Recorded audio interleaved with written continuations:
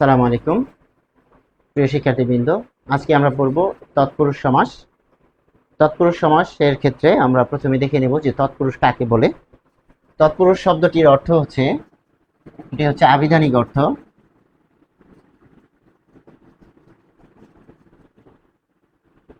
আবিধানিক অর্থ অর্থাৎ অভিধান স্বীকৃত অর্থ। সেই পুরুষ অথবা পরম পুরুষ। তাহলে এখানে তৎপুরুষ কথাটি খেয়াল করতে হবে যে তৎপুরুষ সমাসের জন্য যে শব্দটি তৎপুরুষ, সেটির আলাদা একটি অর্থ রয়েছে। যখন এই সমাস ব্যতীত আমরা বলছি তখন তৎপুরুষ মানে সেই পুরুষ। এটি হচ্ছে আবিধানিক অর্থ।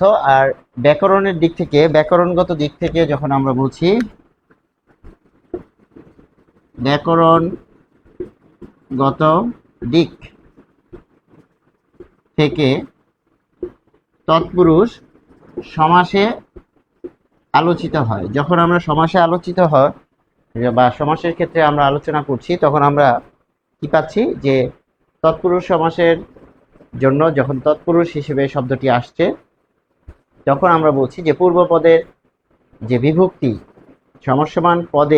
সমস্যমান পদ বলতে আমরা বুঝতে পারি যে পদটি সমাসভুক্ত, অর্থাৎ সমাসের যে বাক্যটি রয়েছে, বাক্যের মধ্যেই তো পদ থাকে। যেহেতু সমাস বাক্য, যার আরেক নাম হচ্ছে ব্যাস বাক্য এবং বিগ্রহ বাক্য, সেই সমাস বাক্য বা ব্যাস বাক্য বা বিগ্রহ বাক্যের মধ্যে ব্যবহৃত হয় যে পদগুলো, সেগুলো হচ্ছে সমস্যমান পদ।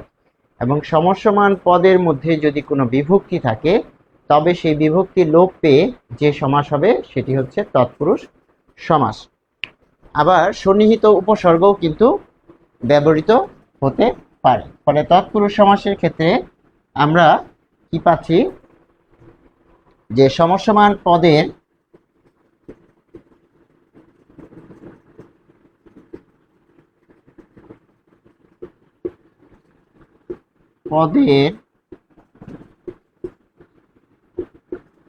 বিভক্তি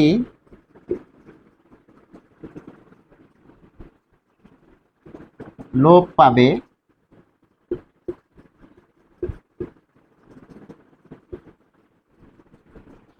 সমস্যমান পদের বিভক্তি লোপ পাবে তৎপুরুষ সমাসে। এক্ষেত্রে সন্নিহিত লোপ পেয়ে ও সন্নিহিত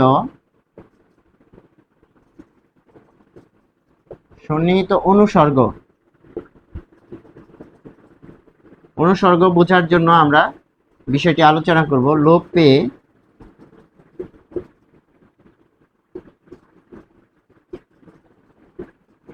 যে সমাস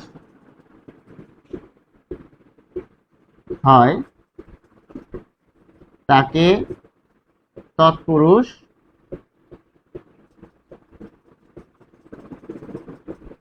সমাস বলে।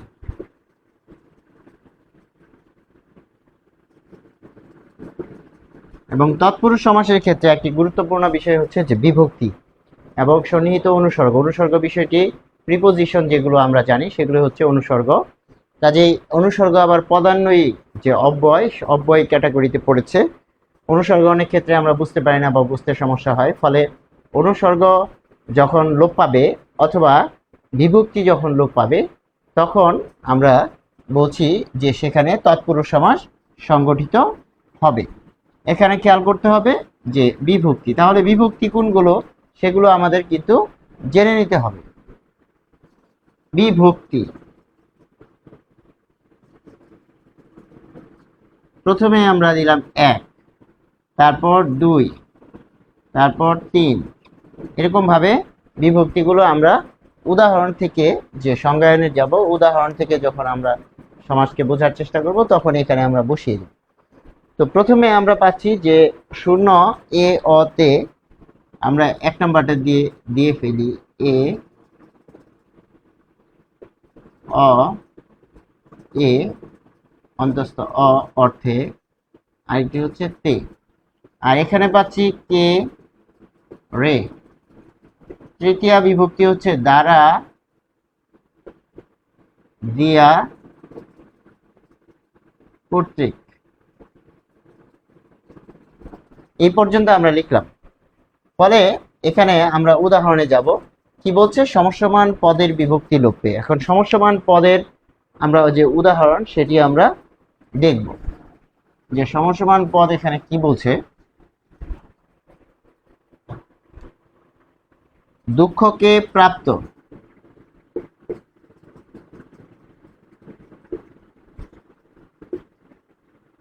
দুঃখকে প্রাপ্ত, এটি হচ্ছে ব্যাস বাক্য, ব্যাস বাক্য। ফলে এখানে আমরা পাচ্ছি দুঃখ প্রাপ্ত। খেয়াল করতে হবে যে এখানে কি লোপ পেয়েছে, সমাস কি করে সংক্ষেপ করে। যেহেতু সমাস সংক্ষেপ করে, তাই সমাসের ক্ষেত্রে গুরুত্বপূর্ণ বিষয় হচ্ছে কিছু না কিছু লোপ পাবে। সেটা একটা স্পেস পর্যন্ত হতে পারে, যে একটি এখানে যে স্পেস রয়েছে দুটি শব্দের মধ্যে, সেখানেও কিন্তু লোপ পেতে পারে, অর্থাৎ স্পেস লোপ পেতে পারে। যখন অলোপ আমরা পড়বো, অলোপ তৎপুরুষ, সেখানে আমরা দেখব। কাজে এখানে দুঃখ প্রাপ্ত যখন বলছি, খেয়াল করুন যে এখানে কে রয়েছে, দুঃখ, দুঃখ যোগ যোগ কে রয়েছে। ফলে এই কেটা এখানে বিলুপ্তি হয়েছে। এখন কেটা কোন বিভক্তি? দেখুন, এটি হচ্ছে দ্বিতীয়া বিভক্তি। ফলে এটির আরেক নাম হচ্ছে দ্বিতীয়া তৎপুরুষ সমাস। বর্তমান যে বইটি রয়েছে এই বইয়ে এই ক্যাটাগরি গুলো দেওয়া নেই, কিন্তু আমরা যদি এভাবে চিনে পড়ি বা জেনে পড়ি, তাহলে কিন্তু বিষয়টি খুব সুন্দর হয়ে যায় এবং স্পষ্ট হয়ে যায়। দুঃখকে প্রাপ্ত, দুঃখ প্রাপ্ত। এরপর আমরা আরেকটি উদাহরণ দেখব, যে বিপদকে আপন্ন, বিপদকে আপন্ন।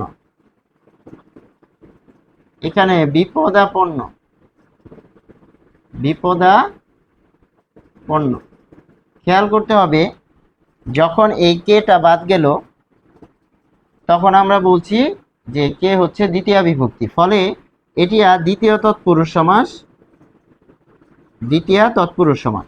এখন প্রশ্ন হচ্ছে বিপদাপন্ন এই শব্দটি কিভাবে গঠিত হলো। খেয়াল করুন, এখানে রয়েছে দ, দকে ভাঙলে হবে দ হসন্ত যোগ স্বরে অ, কারণ এটি একটি ব্যঞ্জন বর্ণ এবং এর সাথে স্বরে অ রয়েছে। আর এখানে কি রয়েছে? স্বরে আ রয়েছে। আপন্ন শব্দের শুরুতে স্বরে আ রয়েছে, আর বিপদ শব্দের শেষে কি রয়েছে? বিপদ শব্দের শুরুতে স্বরে অ রয়েছে। তাহলে এই স্বরে অ আর স্বরে আ, এটি কি হলো? সন্ধি হলো। সন্ধি হয়ে এখানে স্বরে আ আসলো। তাহলে এই যে স্বরে আ আসলো, এই স্বরে আ কার সাথে বসবে? এই যে পূর্ববর্তী শব্দের, এই যে প্রথম যে শব্দ, প্রথম শব্দের শেষ বর্ণ দয়ের সাথে বসবে। তাহলে কি পেলাম আমরা? দেখুন, বিপদ, বিপদ যোগ এখানে আ পাচ্ছি। তাহলে আটা কার সাথে যুক্ত হচ্ছে? এই দয়ের সাথে যুক্ত হচ্ছে। আর এটি তো স্বরবর্ণ, এটি হচ্ছে ব্যঞ্জন বর্ণ। যখন দয়ের সাথে যুক্ত হচ্ছে তখন দ আকার হচ্ছে। কারণ কি? যখন স্বরবর্ণ ব্যঞ্জন বর্ণের সাথে বসে তখন সে কার হিসেবে বসে। যেমন আকাশ, আকাশ শব্দটির দিকে আমরা যদি খেয়াল করি, তাহলে আকাশ স্বরে আ, কিন্তু এখানে স্বতন্ত্র একা বসেছে, তার মানে এখানে পূর্ণরূপে বসেছে। কিন্তু এখানে কার সাথে বসেছে? এখানে ক হসন্ত যোগ স্বরে আ। যখন সে ব্যঞ্জনের সাথে বসবে তখনই সে ছোট হয়ে যাবে। এই যে স্বরবর্ণ যে ছোট হয়ে যাচ্ছে, সংক্ষিপ্ত হয়ে যাচ্ছে, সেটিকে আমরা বলছি যে কার হিসেবে ব্যবহার হচ্ছে। অর্থাৎ স্বরবর্ণের সংক্ষিপ্ত রূপ কার, কিন্তু সেই কার তখনই আমরা বলবো যখন সে ব্যঞ্জন বর্ণের সাথে বসবে। ফলে বিপদাপন্ন যে শব্দটি আমরা এখানে পাচ্ছি, দেখুন এখানে সন্ধি হয়ে শব্দটি গঠিত হইল। আর সমাসের ক্ষেত্রে এখানে কেটা বাদ পড়েছে। কেটা বাদ পড়ার কারণে এখানে আমরা বলছি দ্বিতীয়া বিভক্তি লোপ পেল। এই যে দ্বিতীয়া বিভক্তি লোপ পেল, সেটিকে আমরা বলছি যে দ্বিতীয়া তৎপুরুষ সমাস। তাহলে এটির নাম কি? দ্বিতীয়া তৎপুরুষ সমাস। আশা করি আমরা বুঝতে পেরেছি। ফলে কি দাঁড়াচ্ছে যে পূর্বপদে বিভক্তি লোপ পাবে এবং যে বিভক্তি লোপ পাবে সেই বিভক্তির নাম অনুসারে তৎপুরুষ সমাসটি সংগঠিত হবে বা নামকরণ করা হবে। যেহেতু এখানে কে বিভক্তি লোপ পেয়েছে, তাই এটিকে আমরা বলছি যে বিপদাপন্ন এখানে দ্বিতীয়া তৎপুরুষ সমাস। যদিও বইয়ে সেটি নেই, কিন্তু আমরা জেনে রাখবো দ্বিতীয়া তৎপুরুষ সমাস। সবকিছুই তৎপুরুষ সমাসের মধ্যে অন্তর্ভুক্ত, এবং অন্তর্ভুক্ত হওয়ার পরেও সেটিকে আলাদা একটা পরিচয় কিন্তু আমরা জেনে রাখতেই পারি। ফলে বিপদাপন্ন, এখানে দুঃখকে প্রাপ্ত, এগুলো হচ্ছে দ্বিতীয়া তৎপুরুষ সমাস। এরপরে আমরা পাচ্ছি আমাদের বইয়ে যে উদাহরণগুলো রয়েছে সেগুলো আমরা বিশ্লেষণ করব। ছেলেকে ভুলানো। ছেলেকে ভুলানো, এটা হলো ছেলে ভুলানো। এই যে ছেলেকে ভুলানো, ছেলে ভুলানো, তাহলে এখানে কে লোপ পাচ্ছে? আমরা দেখতে পাচ্ছি যে কে বিভক্তি লোপ পাচ্ছে। কে বিভক্তি কত নাম্বার বিভক্তি? দ্বিতীয় বিভক্তি। ফলে এটি তৎপুরুষ সমাস। প্রথমত তৎপুরুষ সমাস, কারণ এখানে বিভক্তি লোপ পেয়েছে, এবং দ্বিতীয়ত এটি দ্বিতীয়া তৎপুরুষ সমাস, কারণ দ্বিতীয়া বিভক্তি লোপ পেয়েছে। আশা করি আমরা বুঝতে পেরেছি। এরপর আমরা দেখব যে রত্ন খচিত।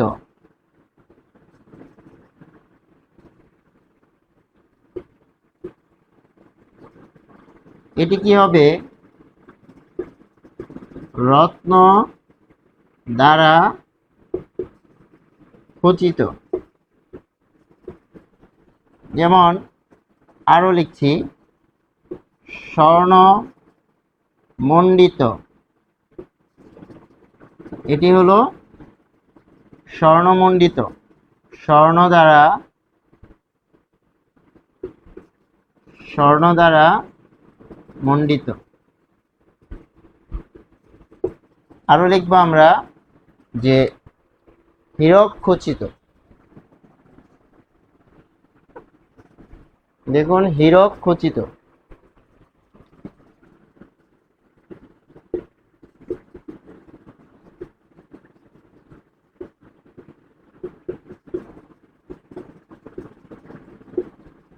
হীরক দ্বারা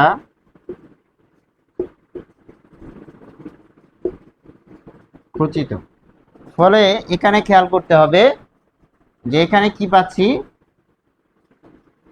যে দ্বারা, এখানে পাচ্ছি দ্বারা, এখানে পাচ্ছি দ্বারা। তাহলে এটি কোন তৎপুরুষ সমাস? যখন হীরক খচিত বলতে কি বোঝানো হচ্ছে? যে হীরক, ধরুন যে একটি শাড়ি বা কোনো একটি গহনা, সেটিতে হীরার যে টুকরা বা হীরার যে অলংকার, সেটিকে অলংকার হিসেবে ব্যবহার করা হয়েছে, তখন আমরা বলছি যে হীরক খচিত। যেমন হীরক খচিত শাড়ির আঁচল, অর্থাৎ যে শাড়ির আঁচলে হীরা দিয়ে নকশা করা রয়েছে সেটি হচ্ছে হীরক খচিত। স্বর্ণমণ্ডিত, এই যে আমার কাছে একটি মার্কার, সেটিকে যদি আমি স্বর্ণ দ্বারা এখানে মুড়িয়ে ফেলি তাহলে আমরা বলবো স্বর্ণমণ্ডিত। যেমন স্বর্ণমণ্ডিত কলম, স্বর্ণমণ্ডিত চশমা, স্বর্ণমণ্ডিত আসন, এরকম অনেক কিছুই বলা যেতে পারে। তার মানে স্বর্ণের প্রলেপ দেওয়া। এই যে আমরা বলছি স্বর্ণ দ্বারা, হীরক দ্বারা, রত্ন দ্বারা, বিভিন্ন রকম পাথর রয়েছে, মূল্যবান পাথর, সেগুলোকে রত্ন বলা হচ্ছে। ফলে রত্ন দ্বারা খচিত, রত্ন দ্বারা মণ্ডিত, এই সব কিছুর মধ্যেই আমরা কি পাচ্ছি, রত্ন দিয়ে আসলে ঘেরা হয়েছে। ফলে এই রত্ন খচিত, রত্ন দ্বারা মণ্ডিত এই সব কিছু যখন পাচ্ছি তখন হচ্ছে তৃতীয়া তৎপুরুষ। কারণ দেখুন এই যে এখানে দ্বারা রয়েছে। আরেকটি উদাহরণ দেখবো আমরা, মধু মাখা, মধু মাখা। তাহলে এটি ব্যাস বাক্য হচ্ছে মধু দিয়ে মাখা, মধু মাখা। ফলে এখানে আমরা পাচ্ছি যে দিয়ে, তাহলে দিয়ে কোথায় থাকছে, যে এই যে তৃতীয়া যে তৎপুরুষ, তৃতীয়া বিভক্তি, সেখানে আমরা দিয়া বা দিয়ে পাচ্ছি। ফলে এটি কিন্তু তৃতীয়া তৎপুরুষের মধ্যে পড়েছে। আবার এটি কিন্তু অনুসর্গের মধ্যেও পড়ে, অনুসর্গ লোপেও। কিছু কিছু দেখা যাচ্ছে যে অনুসর্গ বিভক্তি হিসেবে ব্যবহার হয়। অনুসর্গকে ইংরেজিতে প্রিপোজিশন বলা হয়, যেমন মধ্যে, হতে, তারপর ইনটু, এরকম যেগুলো আমরা ব্যবহার করি, ইনসাইড, এই সব কিছু কিন্তু প্রিপোজিশন। এবং প্রিপোজিশনের বাংলা হচ্ছে অনুসর্গ। এবং অনুসর্গ ধরুন যে অনেকগুলো অনুসর্গ রয়েছে, অনুসর্গ dot dot dot dot dot dot এরকম দিলাম, যে অনেক অনুসর্গ। এবং এই অনুসর্গর মধ্যে কিছু কিছু আবার বিভক্তি হিসেবে ব্যবহার হয়। ধরুন এটা, এটা, এটা, এরকম কয়েকটা বিভক্তি হিসেবে ব্যবহার হয়। তার মানে কি দাঁড়াচ্ছে, যে যেটা অনুসর্গ সেটা আসলে বিভক্তি, যেটা বিভক্তি সেটা আসলে অনুসর্গের মধ্যেই পড়েছে। ফলে দিয়ে কিন্তু আমরা অনুসর্গ অংশে পাচ্ছি। তার মানে কি দাঁড়াচ্ছে, যে দিয়ে, দ্বারা, দিয়া, কর্তৃক যখন আমরা পাচ্ছি কোনো ব্যাস বাক্যে, তখন সেটি তৃতীয়া তৎপুরুষ সমাস। এরপর আমরা বইয়ের যে উদাহরণ সেখানে যাব।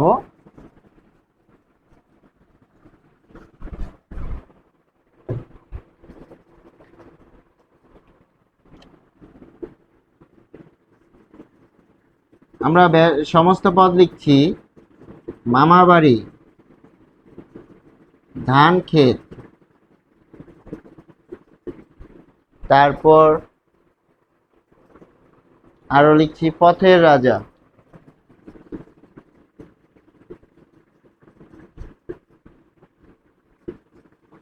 পথের রাজা।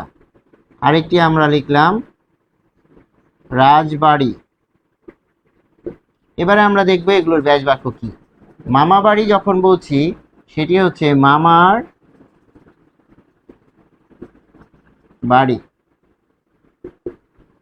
এখানে হচ্ছে ধানের ক্ষেত। এরপর আমরা পাচ্ছি এটি হচ্ছে রাজপথ, এটি হবে পথের রাজা। এটি হচ্ছে রাজবাড়ি, রাজার বাড়ি। খেয়াল করে দেখুন এখানে আমরা কি পাচ্ছি, মামা এর সাথে র পাচ্ছি। তাহলে র কোথায় আসছে আমরা দেখব, যে আমরা 3 পর্যন্ত লিখেছি বিভক্তি। এরপর আমরা লিখব যে চতুর্থী, চতুর্থী, চতুর্থী বিভক্তি কি হচ্ছে, জন্য নিমিত্ত। পঞ্চমী হচ্ছে, পঞ্চমী বিভক্তি হচ্ছে হতে, থেকে, চেয়ে। এরপর আমরা পাচ্ছি ষষ্ঠী। ষষ্ঠীর ক্ষেত্রে আমরা কি পাচ্ছি, ষষ্ঠী র এর। আর সপ্তমী পাচ্ছি, সপ্তমী পাচ্ছি এ অ তে। দেখুন এখন আমরা বুঝতে পারবো সহজেই যে এটি আসলে যে তৎপুরুষ সমাসে কোন ক্যাটাগরিতে পড়েছে।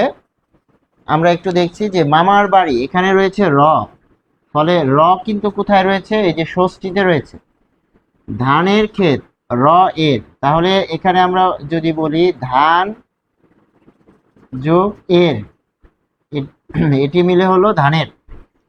পথের রাজা, পথ যোগ এর, পথের রাজা, রাজপথ। এখন বলতে পারেন যে স্যার এখানে রাজ কেন হলো, রাজা থাকলে এখানে আমরা কি পাচ্ছি, রা যোগ বর্গীয় জ হসন্ত যোগ স্বরে আ, এখানে একটি স্বরে আ বিলোপ ঘটেছে, যে যখন সমস্যমান পদে রাজা থাকবে সমস্ত পদে সেটি রাজ হবে। আবার সমস্ত পদে যদি আমরা রাজ পাই তাহলে আমরা ব্যাস বাক্যে রাজা নিয়ে আসবো। সমাস কি করে, সংক্ষেপ করে, সংক্ষেপ যেহেতু করে কাজে সে সমস্ত পদে গিয়ে সংক্ষেপ হবে, সে কিন্তু ব্যাস বাক্যে গিয়ে যেরকম আছে অর্থাৎ সমস্ত পদে যেরকম আছে ব্যাস বাক্যে গিয়ে তার থেকে বড় হবে।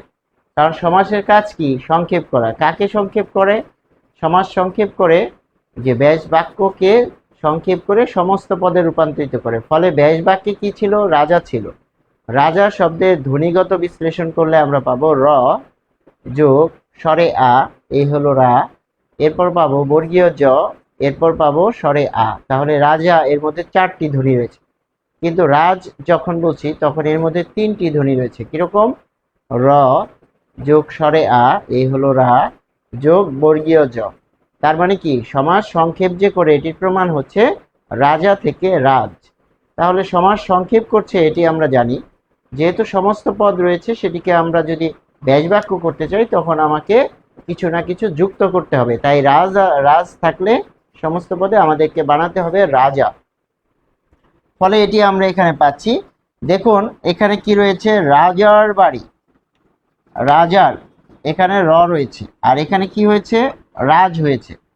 ফলে আমরা যখন সমস্ত পদ থেকে ব্যাস বাক্যে যাব তখন আমরা যুক্ত করব, আর যখন ব্যাস বাক্য থেকে আমরা সমস্ত পদে আসব তখন আমরা কিছু না কিছু আমাদেরকে বাদ দিতে হবে। কারণ সমাস কি করে, সংক্ষেপ করে, সমাস কি করে, মিলিত করে, সমাস কি করে, বহু পদকে এক পদে রূপান্তরিত করে একটা যে শব্দ বা একটা পদ হিসেবে আমাদের কাছে উপস্থাপন করে। ফলে রাজার বাড়ি হয়ে যাচ্ছে রাজবাড়ি, এবং এই সব কিছুই পড়েছে ষষ্ঠী তৎপুরুষ সমাসের মধ্যে। তাহলে এটিকে, এই সব কিছুকে আমরা বলবো যে ষষ্ঠী তৎপুরুষ সমাস। এরপর আমরা পাচ্ছি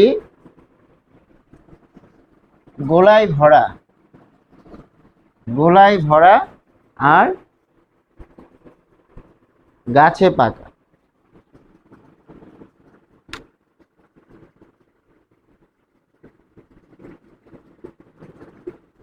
গাছে পাকা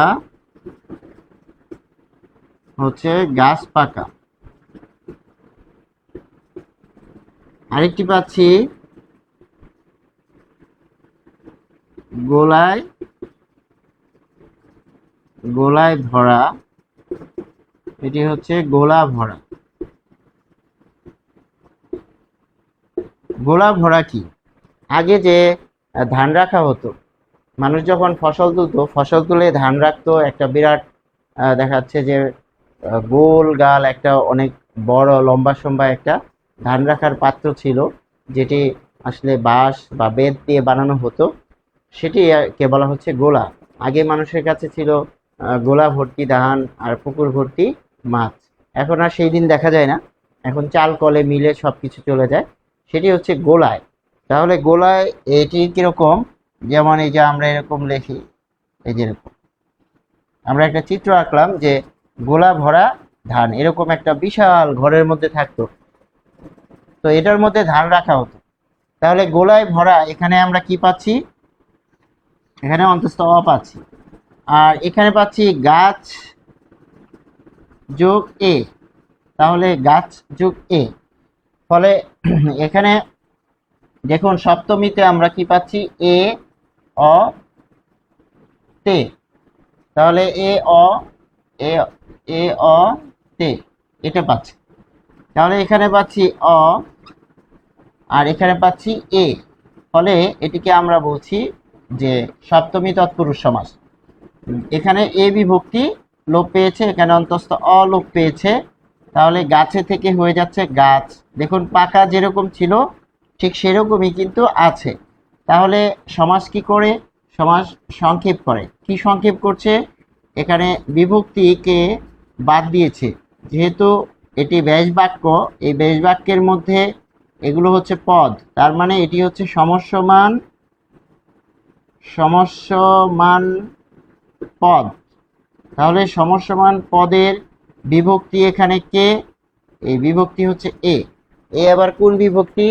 সপ্তমী বিভক্তি। তাই এটি অবশ্যই তৎপুরুষ সমাস, এবং তৎপুরুষ সমাসের মধ্যে আবার সপ্তমী তৎপুরুষ সমাস। আশা করি আমরা বুঝতে পেরেছি। এরপর আরেকটি উদাহরণ আমরা দেখব, যে অকালে মৃত্যু।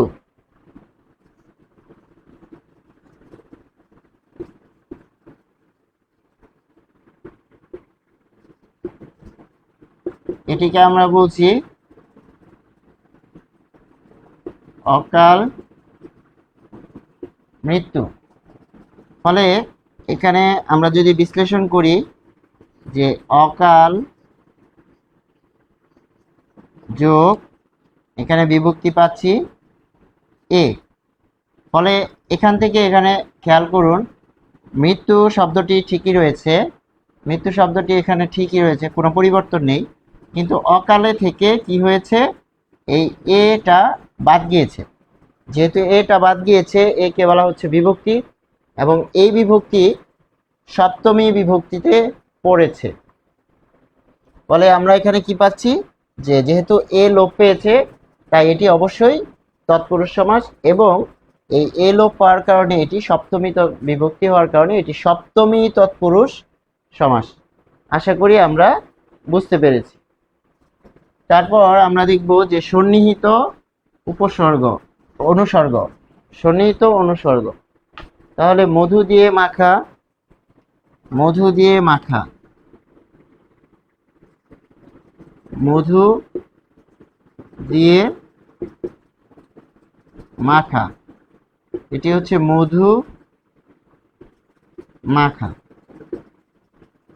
চিনি পাতা, চিনি পাতা দই এরকম বলে, চিনি দিয়ে পাতা, এটিকে বলা হচ্ছে চিনি পাতা। এরপর আমরা আরো পাচ্ছি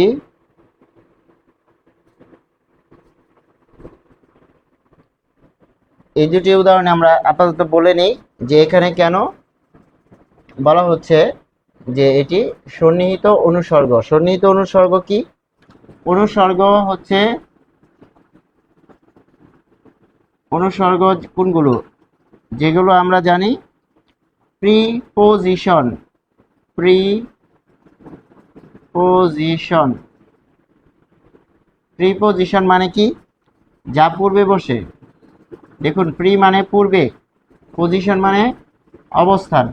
যেমন ইন, অ্যাট, ইনটু, অ্যাবাভ, এই সব কিছু। তারপর হচ্ছে ফ্রন্ট, এই সব কিছু হচ্ছে প্রিপোজিশন। প্রিপোজিশন যেগুলো আছে এই সবগুলোই হচ্ছে অনুসর্গ, এবং অনুসর্গ কিসের মধ্যে পড়েছে? অনুসর্গ অব্যয়ের মধ্যে পড়েছে, অব্যয় পদের মধ্যে পড়েছে। তার মানে অব্যয় থেকে পেলাম আমরা এখানে অনুসর্গের আরেকটা নাম আছে পদান্বয়ী অব্যয়। ফলে যে পদগুলো আমরা পাচ্ছি পদের মধ্যে অব্যয় রয়েছে, অব্যয়ের একটা অংশ হচ্ছে অনুসর্গ, এবং অনুসর্গ এর ইংরেজি হচ্ছে প্রিপোজিশন। এবং এই অনুসর্গ যে অনেকগুলো রয়েছে এর মধ্যে কিছু কিছু আবার বিভক্তি হিসেবেও ব্যবহার হয়। যেমন এখানে আমরা পাচ্ছি দিয়ে, ফলে এখানে আমরা পাচ্ছি যে দিয়ে, চিনি দিয়ে পাতা, চিনি পাতা দই। যখন যদি বলি যে চিনি পাতা দই, চিনি পাতা দই। চিনি পাতা মানে কি? দেখবেন যে এরকম একটা হাঁড়ির মধ্যে দই পাতে আগে। তাহলে এই যে দইটা যে পাতে, এটি কিভাবে পাতে? তো দই তৈরি করার, দুধ থেকে যে দই তৈরি করে, সেখানে কিন্তু একটা প্রক্রিয়া রয়েছে, ব্যাকটেরিয়াও সেখানে প্রয়োজন পড়ে। তো সেখানে এই যে দই যে তারা তৈরি করছে, একটা আছে টক দই।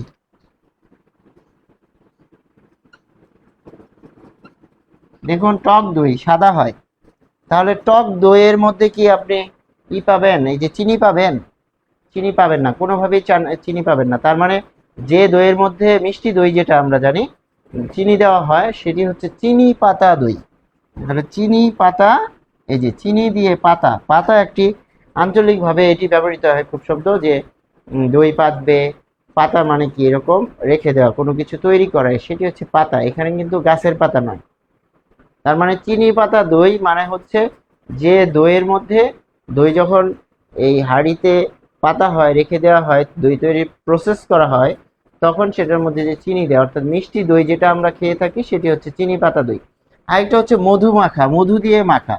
তাহলে এটি কিন্তু দেখা যাচ্ছে যে অবশ্যই তৎপুরুষ সমাসের মধ্যে পড়েছে, এবং তৎপুরুষের মধ্যে যে পড়েছে সেটি কিন্তু আবার তৃতীয়া। আমরা এর আগে কিন্তু এটা আলোচনা করেছি যে তৃতীয়া বিভক্তি এর মধ্যে পড়েছে হচ্ছে দিয়া। ফলে এটি কি দাঁড়াচ্ছে? যে তৃতীয়া তৎপুরুষ সমাসের মধ্যে পড়েছে। অর্থাৎ আমাদের বইয়ে কিন্তু দিয়েছে সন্নিহিত অনুসর্গ যুগে তৎপুরুষ সমাস, কিন্তু আমরা একটু অ্যাডভান্স লেভেলে এটা দেখে নিলাম যে এখানে বলা হচ্ছে যে এটি তৃতীয়া তৎপুরুষ ক্যাটাগরিতে পড়েছে। তৎপুরুষ তো সবই, দ্বিতীয়া, তৃতীয়া, চতুর্থী, পঞ্চমী, যে কোনো সপ্তমী, ষষ্ঠী, যে বিভক্তি লোপ পাক না কেন, সেটা অবশ্যই তৎপুরুষ সমাস। তবে তৎপুরুষের মধ্যে কোন ক্যাটাগরি, সেগুলো কিন্তু আমরা জেনে নিচ্ছি। ফলে এখানে আমরা কিন্তু পেলাম যে আমরা পড়েছি ইতোমধ্যে দ্বিতীয়া, তারপর হচ্ছে প্রথমা এখানে পেয়েছি, তৃতীয়া পেয়েছি, চতুর্থী পাইনি, পঞ্চমী আমরা দেখব, ষষ্ঠী পেয়েছি। তার মানে বেশ কিছু ক্যাটাগরি আমরা কিন্তু এখানে আলোচনা করেছি।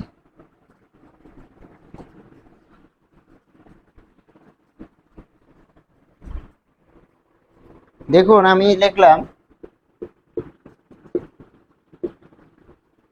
হি ডাইড ফর হিজ কান্ট্রি। তাহলে সে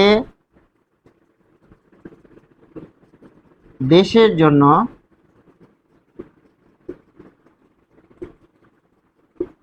জীবন দিয়েছিল।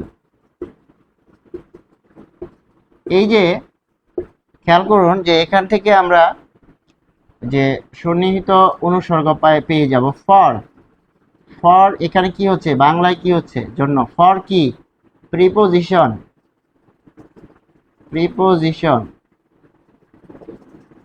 দেখুন ফর হচ্ছে প্রিপোজিশন। তাহলে সে দেশের জন্য যে এখানে আমরা পেলাম, তাহলে জন্য এখানে বিলুপ্ত হচ্ছে কোথায়? দেখুন জন্য আমরা পাচ্ছি চতুর্থীতে।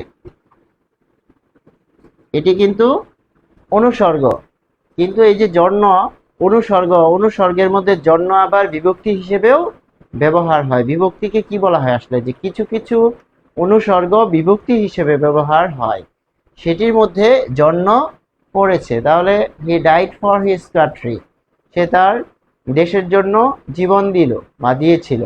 যখন আমরা বলছি এই যে ফরের বাংলা আমরা পাচ্ছি জন্য, এবং এই জন্য আবার এই ক্ষেত্রে প্রথমত এর পরিচয় হচ্ছে অনুসর্গ,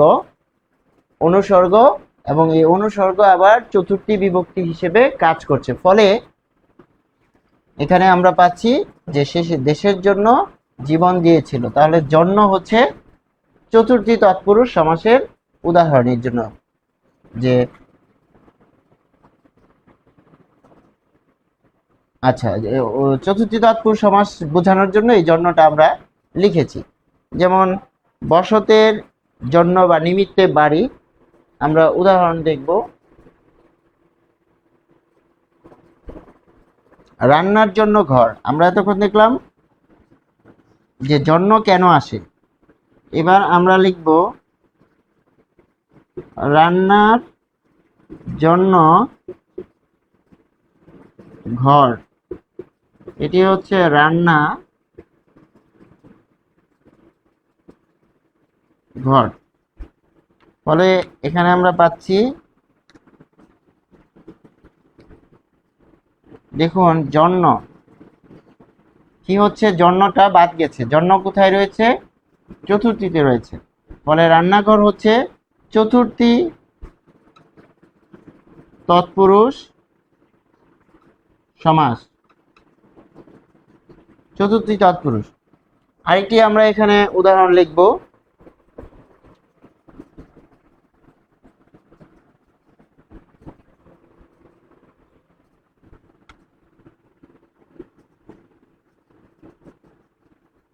বিয়ের জন্য পাগলা, এটিকে বলা হচ্ছে বিয়ে পাগলা।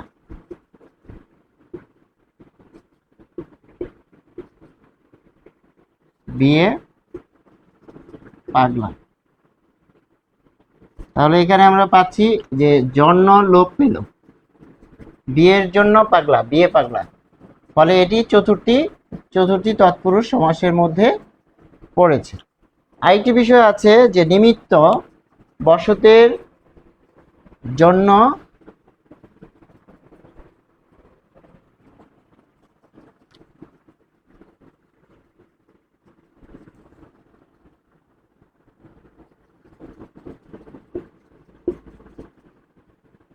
বসতের জন্য, আবার কেউ কেউ লেখে যে নিমিত্ত, বসতের নিমিত্ত বাড়ি, এটি সমস্ত পদ হচ্ছে বসত বাড়ি।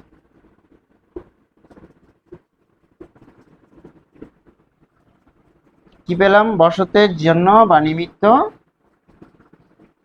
বাড়ি, বসত বাড়ি। ফলে এটি কিন্তু এখানে আমরা পেয়ে যাচ্ছি যে চতুর্থী তৎপুরুষ সমাসের মধ্যে পড়েছে।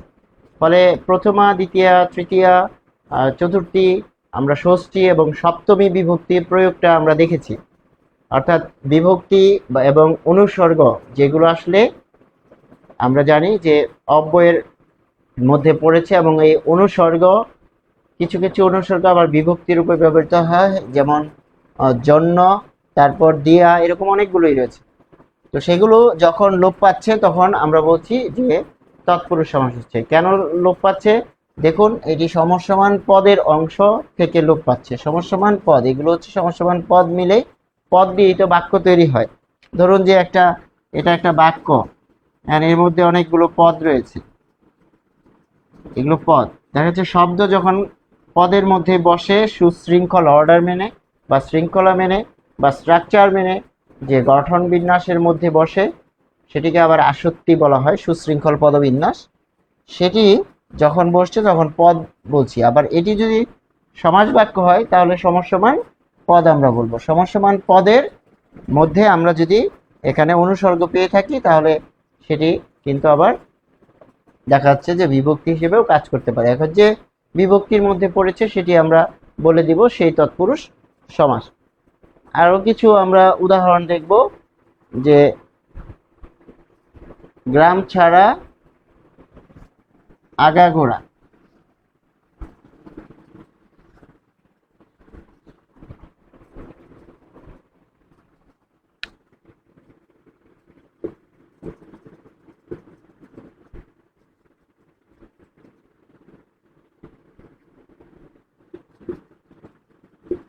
গ্রাম থেকে ছাড়া, গ্রাম ছাড়া। খেয়াল করতে হবে যে ধরুন একটা বাক্য লিখলাম যে চুরি করে সে গ্রাম ছাড়া হয়েছে। চুরি করে সে গ্রাম ছাড়া হয়েছে। ফলে এই যে গ্রাম ছাড়া, এটিকে যখন আমরা সমস্ত পদ থেকে ব্যাস বাক্য করছি তখন আমরা এখানে পাচ্ছি গ্রাম থেকে ছাড়া। এই যে থেকে, এটি আমরা বাদ দিলাম, চলে গেল, সেটি চলে গিয়ে এখানে গ্রাম ছাড়া একটি সমস্ত পদকে আমরা পেলাম। তাহলে সমাস কি করে সংক্ষেপ করছে, সংক্ষেপ করে গ্রাম ছাড়া একটি সমস্ত পদ তৈরি করছে। এবং এক্ষেত্রে কে লোপ পেল, থেকে হচ্ছে পঞ্চমী বিভক্তি। দেখুন পঞ্চমী, এই যে পঞ্চমী, পঞ্চমী হতে থেকে চে, হতে থেকে চে, পঞ্চমী বিভক্তি, ফলে এটি পঞ্চমী তৎপুরুষ, পঞ্চমী তৎপুরুষ সমাস।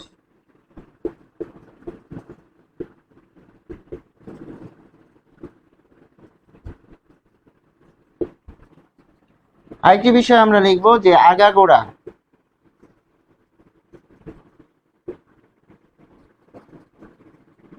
আগা থেকে গোড়া,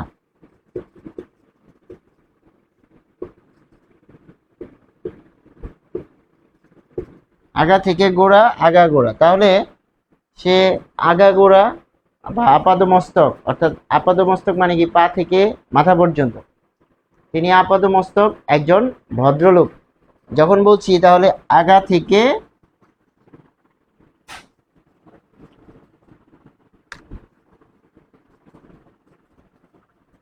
গোড়া, তাহলে হতে থেকে চে, এখানে পাচ্ছি থেকে, ফলে এটি হচ্ছে পঞ্চমী তৎপুরুষ সমাস।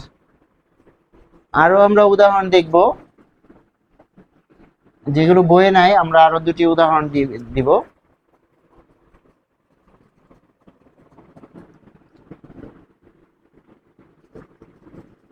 জেল থেকে মুক্ত, জেল মুক্ত। দেখুন জেল থেকে মুক্ত, সে জেল থেকে মুক্ত হলো, তাহলে জেল থেকে মুক্ত, জেল মুক্ত। তারপর আরেকটি যদি বোটা খসা, বোটা খসা যদি এটিকে বলি, তাহলে বোটা থেকে খসা।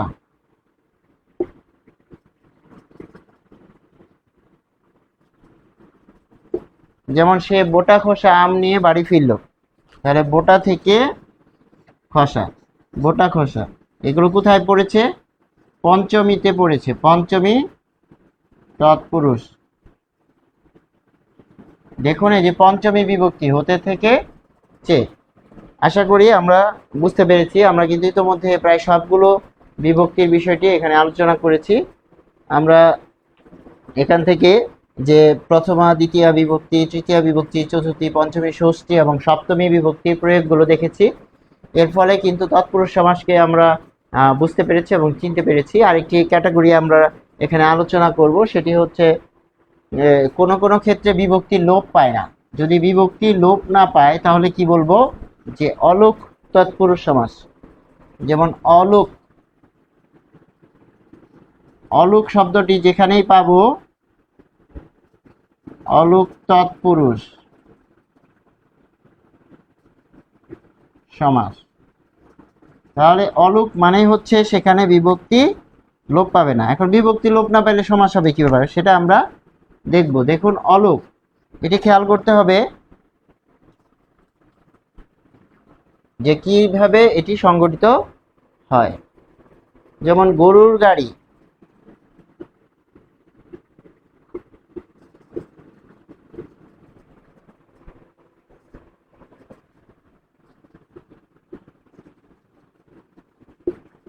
গরুর গাড়ি থেকে গরুর গাড়ি।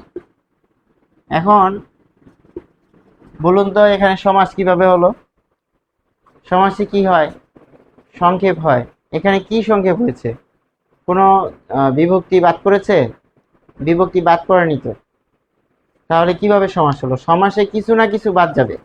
ব্যাস বাক্য যখন হবে, ব্যাস বাক্য থেকে সমস্ত পদ হওয়ার ক্ষেত্রে কিছু না কিছু বাদ যাবে। এই বিষয়টি আমাদের খেয়াল করতে হবে। যেখানে কি বাদ গেল, এখানে কিন্তু র আছে, তাহলে র আছে, এখানেও তো র আছে, তাহলে বিভক্তি তো বাদ যায়নি, কিভাবে তৎপুরুষ সমাস হলো। এটির উত্তর হচ্ছে এর যেহেতু বিভক্তি বাদ যায় নাই, তাই এটি অলুক তৎপুরুষ সমাস। এখন প্রশ্ন হচ্ছে সমাস কিভাবে হলো? সমাস হতে হলে তো কিছু না কিছু বাদ যাবে। তৎপুরুষ নয় বুঝলাম যে এটি অলুক তৎপুরুষ। অলুক তৎপুরুষ কারণ হচ্ছে এখানে বিভক্তি থেকে গেছে।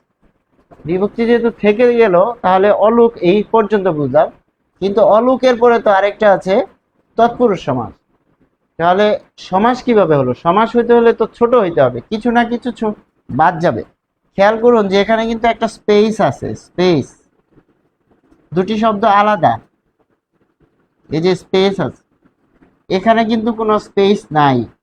দেখুন, এখানে কোনো স্পেস নাই, এটি একসাথে একটা শব্দ।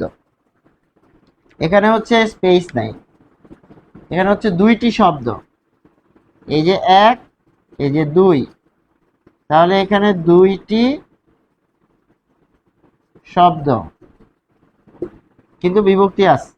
আবার এখানে একটি শব্দ, একটি শব্দ বা পদ। ফলে এটি কনফার্ম করছে যে এখানে সমাস হইতে হলে কিছু না কিছু বাদ যাবে, সেটা স্পেসও হতে পারে। তাহলে এখানে একটা স্পেস বা ফাঁকা জায়গা ছিল, এটা মিলিয়ে গেছে। এইটুক যদি আপনি স্কেল দিয়ে মাপেন, যে জায়গা নিবে, এইটুক যদি স্কেল দিয়ে মাপেন, তার থেকে কম জায়গা নিবে, কম জায়গা নিবে। তার মানে স্পেসের কারণে কিছু না কিছু ছেড়ে দিতে হয়েছে, ফলে এটি সমাস।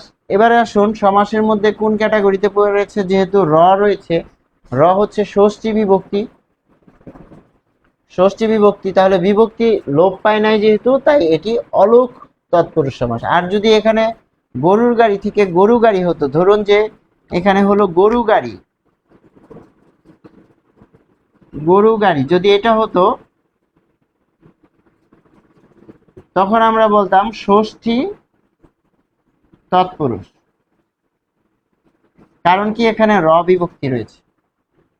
যেমন এর এই যে ষষ্ঠী, রাজার, রাজার পুত্র, এটাকে আমরা বলছি ষষ্ঠী তৎপুরুষ, কারণ এখানে র ছিল। কিন্তু এই রটা বাদ গিয়ে হয়েছে যে রাজপুত্র, কিন্তু এখানে রটা থেকে গেছে, ফলে এটি অলুক তৎপুরুষ সমাস, কারণ বিভক্তিটা থেকে গেছে। আর সমাস হওয়ার কারণ এটি এখানে যে স্পেসটা ছিল, এই স্পেসটা এখানে নেই, ফলে আমরা কিন্তু বুঝতে পেরেছি অলুক তৎপুরুষ সমাস। এরপর আরেকটি উদাহরণ দিলে স্পষ্ট হয়ে যাবে।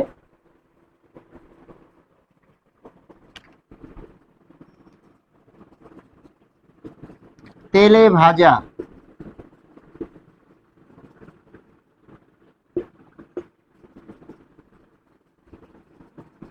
তেলে ভাজা, এটি হয়ে যাবে তেলে ভাজা। এখানে হচ্ছে তেল যোগ, আমরা এখানে পাবো এ, তেলে ভাজা। এবং এখানে কিন্তু একটা স্পেস রয়েছে, দেখুন এই যে স্পেস, এই স্পেসটা কিন্তু এখানে নাই, এখানে কিন্তু নেই। দেখুন এখানে নাই, এখানে নেই। তাহলে যেহেতু স্পেসটা নাই, আমরা বলছি সংক্ষেপ হয়ে একটি পদ, একটি মাত্র পদ হলো। এটিকে বলা হচ্ছে যে সমস্ত পদ। ফলে সমস্ত পদ, আর এখানে হচ্ছে দুইটা পদ, দুইটা পদ। এই দুইটা পদের মধ্যে একটা আবার বিভক্তি রয়েছে, এ বিভক্তি। ফলে এই যে এ বিভক্তি, সেটি কিন্তু লোপ পাচ্ছে না। দেখুন তেলে ভাজা, এখানেও তেলে ভাজা, তেল যুগ এ রয়েছে। ফলে আমরা এখানে পাচ্ছি যে এটি হচ্ছে অলুক তৎপুরুষ সমাস। তারপর আমরা আরো উদাহরণ দিতে পারি যে মাটির, মাটির, মাটির মানুষ, এখানে হবে মাটির মানুষ। এটি কি অলুক ষষ্ঠী তৎপুরুষ। এখন অলুক তো বিভক্তি হবে না, লোপ পাবে না, তাই অলুক তৎপুরুষ। এর মধ্যে যদি ওটা যে বিভক্তি লোপ পাবে না সেটি যদি ষষ্ঠ হয় তাহলে ষষ্ঠ অলুক ষষ্ঠী অলুক তৎপুরুষ সমাস হবে। কিরকম দেখুন, যে এখানে স্পেস ছিল, এখানে কিন্তু স্পেস নাই, এখানে একটা পদ, এই দুইটা পদ, কিন্তু এখানে পুরোটা মিলে একটা পদ। আরেকটি বিষয় আছে যে কলের গান,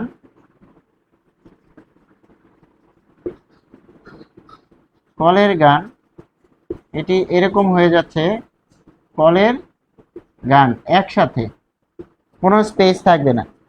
ফলে এখানে আমরা পাচ্ছিলাম একটা স্পেস, এখানে কিন্তু নাই, এখানে 1 নম্বর পদ 2 নম্বর পদ, আর এই পুরোটা মিলে একটা মাত্র পদ। আবার এখানে র রয়েছে বিভক্তি কল যুগ এর, কল যুগ এর, ফলে কলের এখানেও কিন্তু আমরা পাচ্ছি কল যোগ এর। তাহলে কি দাঁড়ালো, যে এখানে এর বিভক্তি আছে, এখানে এর বিভক্তি আছে, যেহেতু এর বিভক্তি থেকে গেল তাই এটি হচ্ছে অলুক তৎপুরুষ সমাস। আর এই ক্ষেত্রে খেয়াল করতে হবে যে এখানে এর থেকে গিয়েছে, তাহলে সমাস কেন হলো, সমাস হওয়ার কারণ হচ্ছে এখানে স্পেস ছিল, এখানে কোনো স্পেস নাই। ফলে দেখে মনে হচ্ছে এটি একই বিষয়, এটি আর এটি কিন্তু মোটেও একই বিষয় নয়। এখানে একটা স্পেস আছে, এখানে দুটি ভিন্ন শব্দ, আর এখানে একটি মাত্র পদ, এখানে দুটি ভিন্ন পদ, আর এটি মিলে একটা পদ হয়েছে, যাকে আমরা বলছি সমস্ত পদ। আশা করি আমরা বুঝতে পেরেছি, এবং আজকের ক্লাসের মাধ্যমে কিন্তু আমরা তৎপুরুষ সমাস পুরোটাই আলোচনা করেছি, এবং এক্ষেত্রে আমরা একটু বিস্তারিত এবং অ্যাডভান্স লেভেলে আলোচনা করেছি, যেন শিক্ষার্থীরা কলেজ লেভেলে গেলেও সেটি স্পষ্ট বুঝতে পারে, জানতে পারে, এবং তাদের আর কলেজ পর্যায়ে গিয়ে না পড়তে হয়। ফলে তৎপুরুষ সমাসের ক্ষেত্রে যদি আমরা সামারি করি তাহলে কি দাঁড়াচ্ছে, যে তৎপুরুষ সমাসে বিভক্তি একটি ফ্যাক্টর, এবং বিভক্তি অনুযায়ী নামকরণ হয় তৎপুরুষ সমাসের ক্ষেত্রে। উল্লেখ্য যে তৎপুরুষ সমাসে বিভক্তি লোপ পাবে, এবং বিভক্তি লোপ পাবে যদি দ্বিতীয় বিভক্তি লোপ পায় তাহলে সেটি হবে দ্বিতীয় তৎপুরুষ, তৃতীয় বিভক্তি লোপ পেলে তৃতীয় তৎপুরুষ, এভাবে সপ্তমী তৎপুরুষ। আর যদি বিভক্তি লোপ না পায় সেটি হবে অলুক তৎপুরুষ, এবং অবলুক তৎপুরুষ হলেও সেখানে অবশ্যই একটা স্পেস হলেও কমে যাবে বা লোপ পাবে। আশা করি আমরা বুঝতে পেরেছি। সংশ্লিষ্ট সবাইকে ধন্যবাদ। আসসালামু আলাইকুম।